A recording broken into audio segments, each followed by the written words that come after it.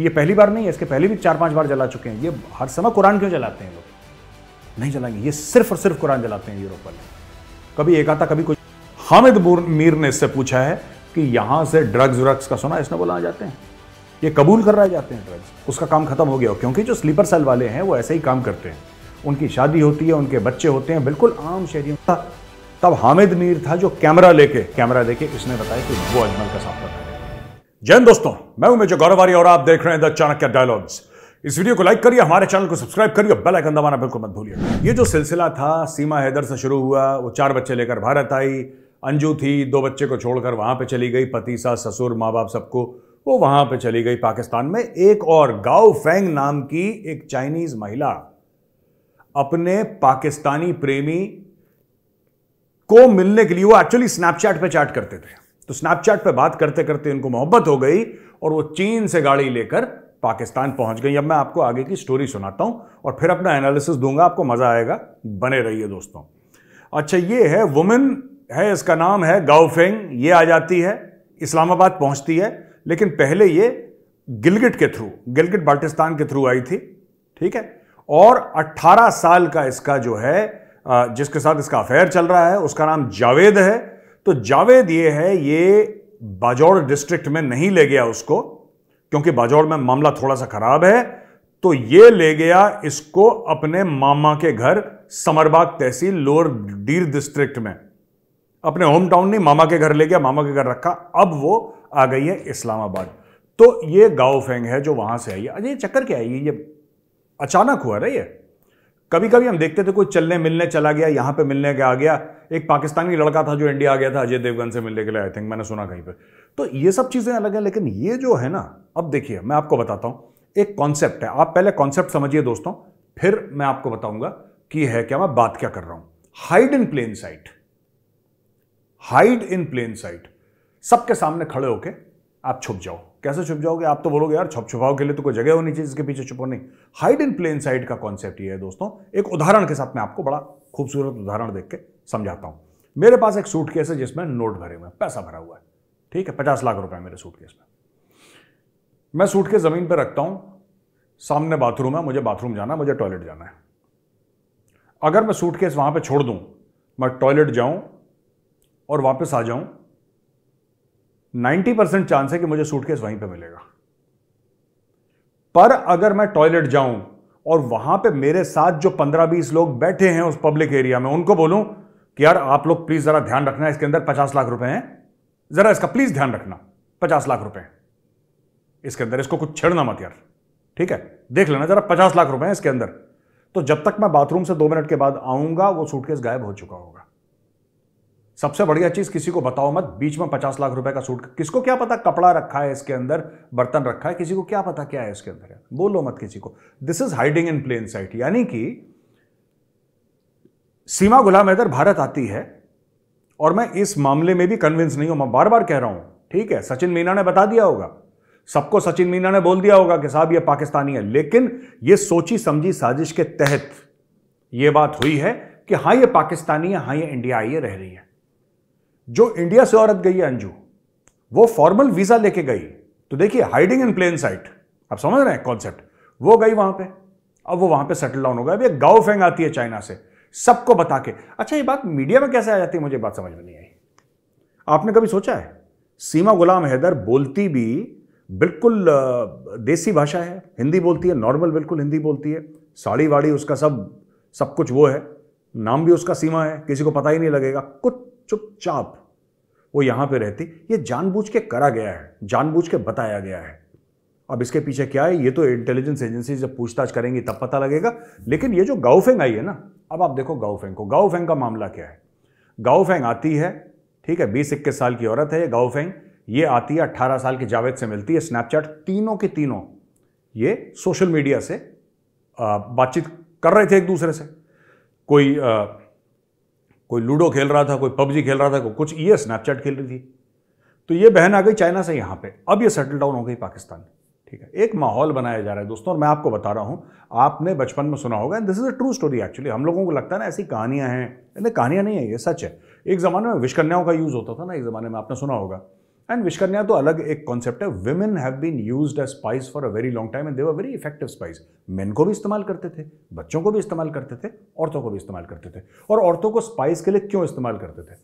एक तो औरतों का इमोशनल क्वोशंट बेहतर होता है मैन से, they are more stable, multitasking capability. ये मैं आपको बात बता रहा हूं जो लोग बिलीव करते हैं, ये मेजर गौरवारिया नहीं कह रहा, ये जो लोग इस्तेमाल करते थे वो मानते हैं ऐसा, ठीक है। दूसरी चीज, a woman is perceive to be non threatening. तो ये दिमाग लोगों ने लगाया जिन्होंने औरतों का इस्तेमाल करा होगा जासूसी के लिए, वो उनका दिमाग है, मैं अपनी तरफ से नहीं बोल रहा, ये उनका दिमाग है कि women are perceive to be non threatening, ठीक है।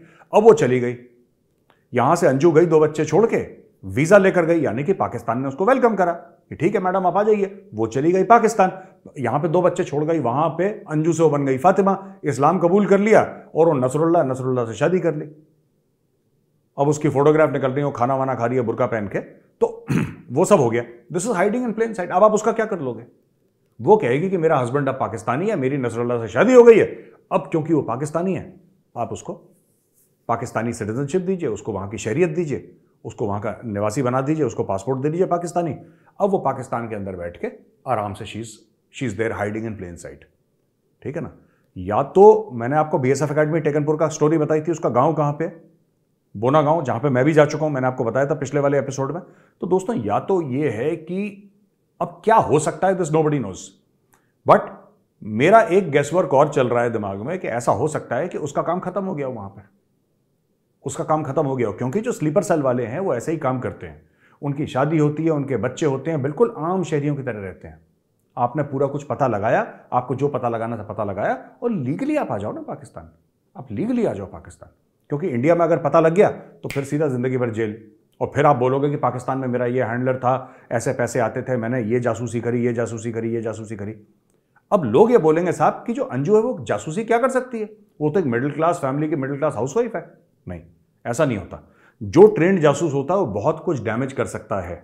मैं आपको बता रहा हूं, कैंटोनमेंट एरिया है, ठीक है, छोटी सी बात है, मैं आपको बताता हूं किस किस चीज की वैल्यू है, आपको क्लियर हो जाएगा। कैंट एरिया होता है, छावनी का एरिया है। छावनी के एरिया के बाहर जो मेन गेट है जहां से गाड़ियां निकलती हैं, ठीक है, वहां पे किसी की पान की दुकान है, फल की रेडी है। उसको सिर्फ यह काउंट करना है कि जब एक्सरसाइज हुई तो इस गेट से कितनी गाड़ियां बाहर निकली। जो एक्सरसाइज होती है ना, फौज की प्रैक्टिस होती है लड़ाई की, कितनी गाड़ियां गई, तकरीबन कितने लोग गए होंगे। जब कोर कमांडर साहब गए, आर्मी कमांडर साहब गए, कितने बजे गए, कितने बजे निकले, कौन कौन का अफसर कितने बजे आया, कितने बजे निकला, किसकी पोस्टिंग हुई, किसका, क्योंकि फौजी भी आके उस रेडी पे खरीदेगा फल, जाहिर सी बात है, कोई तो बाहर आएगा। उसने रेडी कैंट के बाहर क्यों लगा रखी है? उसने कैंट के बाहर रेडी इसलिए लगा रखी है क्योंकि उसको पता है कि वहां पे हजारों लोग रहते हैं और उनका बिजनेस उसको मिल सकता है। तो जहां पे बिक्री होगी वहीं पे आदमी रेडी लगाएगा, वहीं पे अपनी दुकान लगाएगा। तो यार ये सब चीजें होती हैं, आप किस तरीके से पता लगा सकते हैं, ठीक है। आप गोपीनाथ बाजार जाइए दिल्ली में, मैं आपको एक छोटा सा और आइडिया देता हूं। दिल्ली कैंट में गोपीनाथ बाजार, वहां पे दुनिया भर की फौज की यूनिफॉर्म्स, फौज का ये वो दुनिया भर का जो फौजी देते हैं ना, कि जैसे कि आपको गिफ्ट दिया, वो सिल्वर प्लाक्स होते हैं, कोई गिफ्ट आइटम्स होते हैं, ये सब। आपको क्या लगता है वो जो दुकानदार है वो 25 यूनिटों का बना रहा होगा? 25 यूनिट का जो बना रहा होगा पूरी इंडियन आर्मी में, और ऐसे कितने हैं, कितने सारे हैं वहां पे गोपीनाथ बाजार में, ये सब लोग, और पूरी इंडियन आर्मी में बनता रहता है ये। क्या उसको 25 यूनिट की लोकेशन नहीं पता होगी? आपको क्या लगता है वहां के ऑफिसर्स का, 1-2 ऑफिसर का नाम उसको नहीं पता होगा? सब पता होगा उसको कि कौन कहां पे पोस्टेड है, क्या है, किसने भेजा है। वो क्या कहा, वो एडजुटेंट साहब से बात करो। हाँ, एडजुटेंट साहब ने बात करी, एडजुटेंट साहब ने, अब प्रेशर आया एडजुटेंट के ऊपर कि भाई वीआईपी विजिट है, जल्दी करो। एडजुटेंट साहब से बात करी, उनका मोबाइल नंबर क्या है। ये सब धीरे धीरे धीरे अपने आप में इनकी कोई वैल्यू नहीं होती इन चीज़ों की दोस्तों, अपने आप में इन चीज़ों की वैल्यू नहीं होती है। लेकिन जब आप इसको जोड़ तोड़ के एक पूरा एक पजल को लगाते हैं ना, तब आपको पता लगता है कि क्या चल रहा है, सेना में क्या चल रहा है। तो यही सब चीज़ें चलते हैं। जैसा मैंने बोला ना, हाइडिंग इन प्लेन साइट, इसको कभी मत भूलिएगा दोस्तों, हाइडिंग इन प्लेन साइट। सामने 50 लाख की अटैची रख दो, कोई उसको छेड़ेगा नहीं। जहां आपने ज्यादा अनाउंसमेंट कर दी वहां पे दिक्कत हो गई। ये लोग भी यही कर रहे हैं, हाइडिंग इन प्लेन साइट। अब पता लगेगा वो चाइनीज यहां पे आई क्यों है, वो आई क्यों है, उसका मकसद क्या था आने का। क्योंकि मैं मान के नहीं, मुझे विश्वास नहीं है ये कि कोई अपना, देखो बच्चों के साथ आपको इमोशनल अटैचमेंट हो जाता है, पति के साथ इमोशनल अटैचमेंट हो जाता है आपको, ठीक है। आपको घर परिवार वालों के साथ जहां पे आप इतने साल रह रहे हो, कुछ ना कुछ तो इमोशनल अटैचमेंट होता है, राइट? इट इज ट्रू, ये होता है। सब कुछ छोड़ के एक बंदा जिसको आप जानते नहीं, जिससे आप मिले नहीं, जिसको आपने देखा नहीं, आपने उससे बात करी, बोला कि साहब मैंने तो उसके साथ वो लूडो खेल लिया था, क्या पबजी खेल लिया था मैंने उसके साथ, और बंदे पबजी के चक्कर में छोड़कर, इट इज नॉट पॉसिबल। देखिए, कुछ चीजें हो सकती हैं, कुछ चीजें नहीं हो सकती। मेरे हिसाब से ये चीजें नहीं हो सकती हैं। ये कोई बहुत बड़ी कॉन्स्पिरेसी है और ये बाद में पता लगेगा हो क्या रहा है, क्योंकि जिस तरीके से जाना, वहां पर रह जाना, ये कर देना, ये सब all this hiding in plain sight. अच्छा, अब दूसरी खबर है दोस्तों, बड़ी इंटरेस्टिंग पाकिस्तान की खबर है, मजा आएगा आपको, सुनिएगा दोस्तों। ये कुछ दिन पहले की खबर है, लेकिन इंडियन न्यूज में अभी अभी निकली है। मलिक मोहम्मद अहमद खान, ये है special assistant on defence to Pakistan prime minister Shahbaz शरीफ।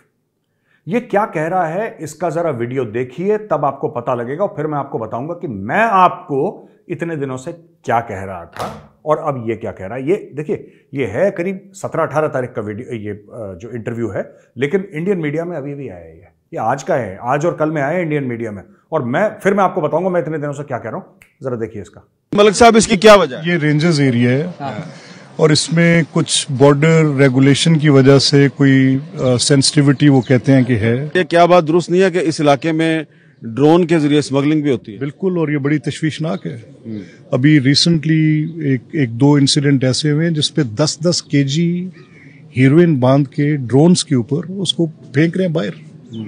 लगी हुई एजेंसीज रोकने के लिए। फिर इसलिए शायद उन्होंने मोबाइल फोन जो है उसकी सर्विस इसलिए बंद करते हैं। उसकी वजह ये है कि सर, जब इनको कोई ऐसी इंटेलिजेंस मिलती है तो ये शट ऑफ कर देते हैं, तो इसके बाद फिर तकलीफ रहती है। हम कोशिश करके फिर। दोस्तों, आपने देखा ये क्या कह रहा है? इनसे पूछा किसने? हामिद मीर, जो बहुत बड़ा नाम है पाकिस्तानी जर्नलिज्म का, पाकिस्तान का टॉप एंकर माना जाता है, हामिद मीर ने इससे पूछा है कि यहां से ड्रग्स का सुना, इसने बोला आ जाते हैं, ये कबूल कर रहे जाते हैं ड्रग्स।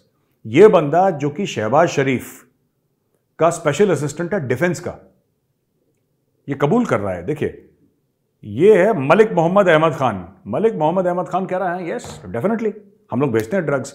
अच्छा, कभी इससे पूछना कि बेटा आप जो ड्रग्स भेजते हो, ठीक है, आप 90% ड्रग्स पंजाब क्यों भेजते हो? आप पंजाब क्यों भेजते हो?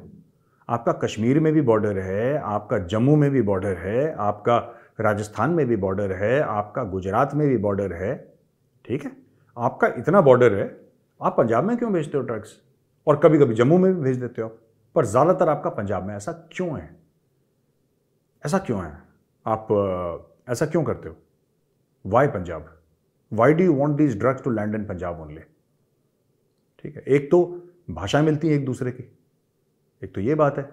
दूसरी बात क्या हो सकती है इसकी?